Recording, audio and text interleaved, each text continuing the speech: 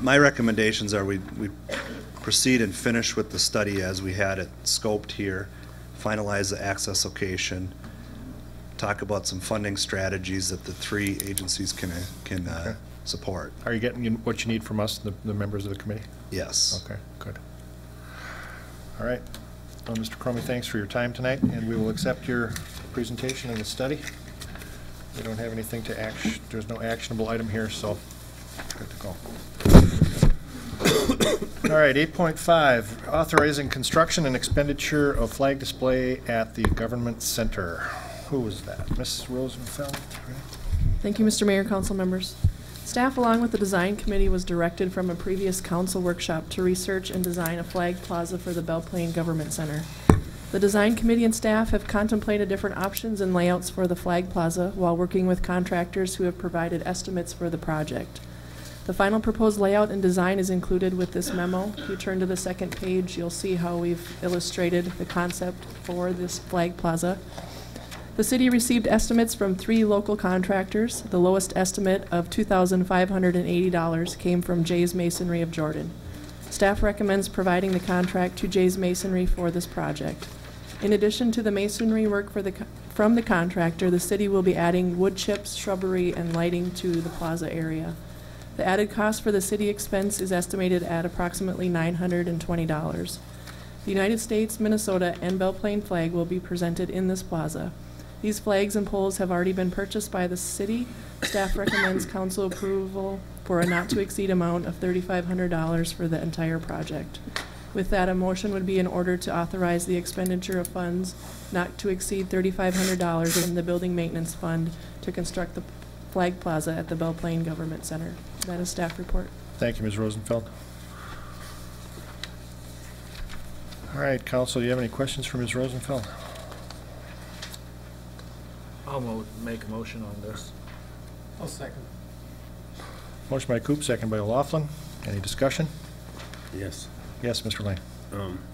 Could you tell me, are the poles going to be made from steel or copper or aluminum, or what are they? I can take that. They're purchased from a pole company. Oh, okay. They're to sustain the wind speeds, 25 and 20s. 120 and 220. 125 and 220 footers. They're made out of aluminum. And that's the color we're going to leave them? Aluminum color? Not black, not... I don't get into that part. I believe it's brushed aluminum. If I remember correctly. Yes. All right, thank you. Any other questions? We have a motion and a second. All in favor? Aye. Aye. Opposed? Passes unanimously. All right, thank you. Okay, we will move down to 8.6, Resolution 09-124, determining the employment status of David Lanning. Mr. Murphy. Thank you, Mr. Mayor, council members. City Attorney Lefevre, is there anything you wanted to add right away, or? Well, this is basically just your Yep. resolution. We will turn it over to Mr. Lefevre. Attorney. Thank you. Yep. Mac Lefevre from Kennedy and Graven, Mayor and members of the council. This is the evaluation, performance evaluation of a city employee who is subject to city council authority. Normally, under the open meeting law, an evaluation like this of personnel is conducted in a closed session, but in this case, the employee has the right to request that the meeting be open, and he has made that request and confirmed that request tonight. Mr. Lanning is a probationary employee. His probation was extended to end on December 15th of this year. And under the personnel policy, the city has the right not only to evaluate that probationary employee, but terminate an employee at any time during the probationary period at the sole discretion of the city. If, in the city's opinion, the employee is unable or unwilling to perform the duties of the position satisfactorily, or if the employee's conduct is inappropriate, or the probationary employee's dependability does not merit continuance in the position. essentially, you all have heard the phrase at-will employment. Probationary employee is an at-will employee. Both his continued employment and his termination are in the sole discretion of the City Council. This is not it is a public meeting, but it is not a public hearing. It's not a trial. There's no legal right to call witnesses or to question witnesses. The process that I would recommend is that the city administrator, I understand, is prepared to make his recommendation, which has been documented. And by the way, the documentation, I understand that notebooks have been provided already to the council members and have been provided to Mr. Lanning and his council.